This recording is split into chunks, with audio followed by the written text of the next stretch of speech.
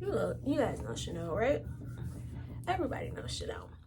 What we don't really know or don't really think about is what Chanel did and stood for while she was actually becoming the Chanel that we know and love today. Well, it is kind of up in the air who she was. Was she a friend or a foe? Well, why do we say that, you ask? Did you know about Chanel's relationship with Nazi Germany in World War II? Many people don't. Well, from about 1941 to the end of the war, Chanel engaged in a rather long and tenuous relationship with one Hans Gunther van Dinklage. That's a mouthful, not sexy. According to the book written in 2011, Sleeping with the Enemy, Coco Chanel's Secret War, Chanel not only engaged in a relationship with this man, she actually spied for Nazi Germany, meaning that Chanel could have had Nazi-leaning sympathies. Well, we could suspect, hey, you can't help who you love. Sometimes you fall in love with the wrong dude, right? You can't help that you love him. Well, we're here to explore whether that is fact or fiction and what side of history Chanel is really on. Was this a relationship of necessity or was it a choice? Now, obviously, the Nazis are known for being, assholes, for lack of a better word. Really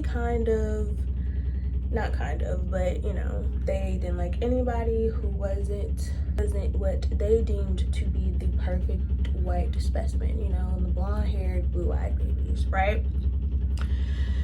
So not only was that Jewish people, that was homosexual people, Black people, Eastern European people, Romani people, or what we might consider like gypsies, all of the above, right? Really not a good look. Well, they, believe it or not, were not the only anti-Semitic people that existed. It's really un-Christ-like when you think about it, but most people did not like Jewish people. I don't know what they did to them, but they don't like them, right?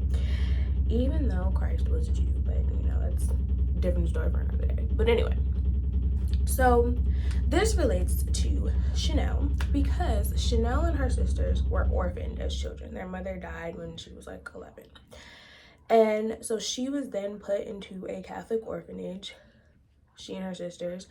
And the Catholic religion as a modern form of Christianity, and since its inception in ancient Rome, after Constantine became a Christian and changed the national religion,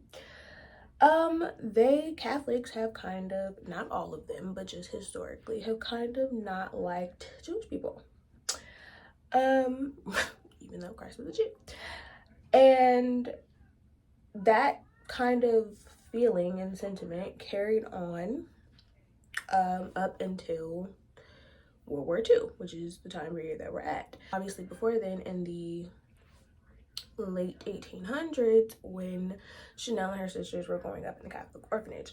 So here is where many historians speculate that Chanel really got a dislike for Jewish people and really was cemented into anti-Semitic viewpoints. But Chanel's connection to Catholicism was not, or is not, the only link that she has to anti-Semitic views and Nazi Germany. She also had British connections. Why, Dominique? British connections, you say? They were the allies in World War II. Well, you are, but the British royal family, even to this day, is heavily Germanic. What that means and where that comes from is that in 1840, Queen Victoria married Prince Albert Saxe-Coburg-Gotha. That sounds German, doesn't it? Well, that's because it is. Prince Albert was a German prince who married and became the king consort to Queen Victoria. Not only were the 9 kids that they had German through Albert, they were also German through Victoria herself, because Albert and Victoria were cousins. Yes, that is nasty, but that is what they did.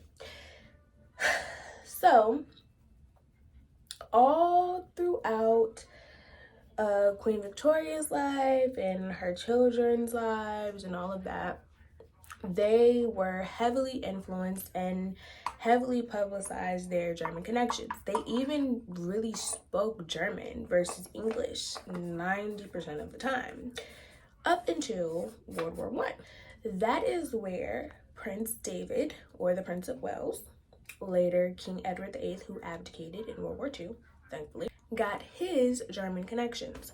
So in World War I, right, we all know, like, there's 3 cousins. There's the King of England, there is Kaiser Wilhelm in Germany, and then there is Tsar Nicholas in Russia, right? They're all cousins. They're all the grandchildren of Queen Victoria. Not to mention that their wives also were their cousins, but that's neither here nor there in this story. England obviously was allied with America against Germany in World War I, which means that the King of England, the former Queen Elizabeth's grandfather, had to make some big changes so that the English people wouldn't suspect that he was harboring love for his cousin in Germany. So they officially changed their last name from Saxe-Coburg to Windsor, which is how we get the royal line of Windsor now today. So fast forward to his son, Prince David, the Duke of Wales, right? He was or is now today, known as being a Nazi sympathizer. He and his American wife, Wallis Simpson, and, you know, going along with the anti-Semitic viewpoints and all of that, right? Well, before he got with old Wally, he was in a relationship with, you guessed it, Chanel. And their relationship lasted a very, very long time. But it's speculated like that these types of connections that Chanel had influenced, or could have influenced, her decision to ally with Nazi Germany in World War II. But let's play devil's advocate, right? Because is it necessity or is it choice? We don't know, right? It could also be that, you know, the Nazis invaded Paris in the early 40s, and Chanel, like the shop as well as Chanel the person, was in Paris, right? She's a haute couture designer, or she was a haute couture designer. When the Nazis first entered Paris, Chanel actually left. She went to a different city in France, and she was actually going to stay with one of her nephews. But en route, she found out that her nephew was actually captured and was now a Nazi prisoner of war because he fought with the French army. Well, it's stated or speculated that Chanel went back to Paris to try to scheme up some Nazi connections, because, like, let's remember, she is a famous designer. So before war broke out, like, German aristocracy was coming to her shop. So she had connections to these people. Like, most ranking Nazi officials were already, like, prominent people, right? So their wives and stuff were coming to shop at Chanel. So she had these connections regardless of the war. She goes back to Paris and she meets Baron Dinklage, right? And they start a little relationship. It could be said that she started this relationship purely to not only find out where her nephew was located, but also to get her nephew out, right? And I mean, that's good on award, right? You're taking one for the team. If that is in fact what happened. We really do not know the motivation behind Chanel's decision. These are just the facts that we do know. So she's in this relationship with Dinklage, and she finds out, you know, like that her nephew is like a prisoner of war, which is basically like one step from a concentration camp. Not looking too hot. So, you know, she's trying to use her connections or whatever to get her nephew out. Dinklage and other high Nazi ranking officials decide that they find use in Chanel, right? Not only does she know a lot of important people in England, just like she did in Germany, because she is a couturier, because of her relationship with the Prince of Wales in England, she also had a very close relationship with the one and only Winston Churchill. They decided, the Nazis, to use Chanel to go and give some untrue tea about what was going down in Nazi Germany to Winston Churchill. And, you know, she does it.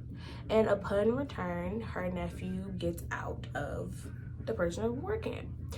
So, I mean, the question is this morally acceptable, you know, for like the greater good, or did she like win the best aunt of the year award for getting homeboy out, right? During this time, right, where she is basically spying, it stated that this was not her only Nazi mission, and that she had a Nazi agent number, and that her code name was Westminster because of her relationship with the Duke of Westminster, Winston Churchill. Fast forward, and you know, it's like 1944, the war is coming to an end, right? The Allies, America, England, and Russia are all kind of like, you know, squaring in on Berlin, they're freeing concentration camps, they're liberating Paris, all positive things, right? All good things. The Nazi officials know that, you know, the end is kind of near, right? They're not stupid. So they're telling officials like Dinklage, hey, come on back, homie, so you don't get like kidnapped and stuff and snitch on all of us, right? Dinklage is really like in love with Coco. Like, they are really in it for the long haul, because he doesn't want to leave his boo thing in Paris, and she obviously does not want to go to Germany. So they come up with a little plan where Chanel and a friend are gonna like go to Spain, and this is similar to like what they did when she went to go visit Churchill earlier and during the war, right? They fly to Madrid, they go, because Spain is neutral in the war, and they go from Spain to England, right? So she's like, okay, work before, we're gonna do it again, right? Well, the friend gets caught in Spain and basically like snitches the whole thing. She's like, yep, Chanel sent me out here, her mans, they want me to go talk to Winston Churchill and tell him that Dinklage can like broker this peace treaty between the Allies and Germany, and you know, they're doing this so that like Dinklage can get clemency and like all this type of stuff. She just whole line snitches on homegirl, right? Well, nothing really happens to Chanel afterwards, but when the city of Paris is liberated officially, the French obviously come and Chanel gets arrested and interrogated, but the interrogation only lasts like a couple of hours, and it's speculated that good old Winnie got her out. And basically the situation is like, you know, bad girl, never talked about again, right? Until it's uncovered, like in this day and age, like in 2011 and later on and so forth, in, you know, these past years. The question remains, is Chanel friend or foe? Based on what we've talked about here today, do you guys think that Chanel did this out of necessity, like purely to be, you know, the best aunt ever out of survival. I mean, because she's still a businesswoman, right? So if she operates with the Nazis, like her business can still run, right? Because they're shutting down everything that doesn't align with them. So, you know, if she plays along, she can still get her money. Because believe it or not, Paris was still a tourist spot. There were several neutral countries, you know, like Spain and Ireland, where they were, you know, coming and going to Paris like it wasn't a whole entire war going on. Was that necessity survival, or was it just by choice? Like, did she just really align with Nazi values? Was it a situation she was like, that's what my boo is, so that's what I'm gonna be too? Like, what y'all think? Either way, regardless of why she chose to do it or why she felt like she had to do it, you know, she still did it, right? And so then the questions become like, you know, is that morally okay? Like, did the ends justify the means? And then the question of, you know, should the brand Chanel be separated from like the actions of the person? And should it still hold as much weight as it does today? You know, like, she's dead and gone, no offense, but, you know, should her brand still be thriving and doing what it's doing, considering that it could have actively engaged and participated in the decline of a whole group of people? Like, you know, 2 million Jewish people died, and that's just Jewish people. That's not even like all the other groups of people that got attacked. So what do y'all think? Let me know in the comments.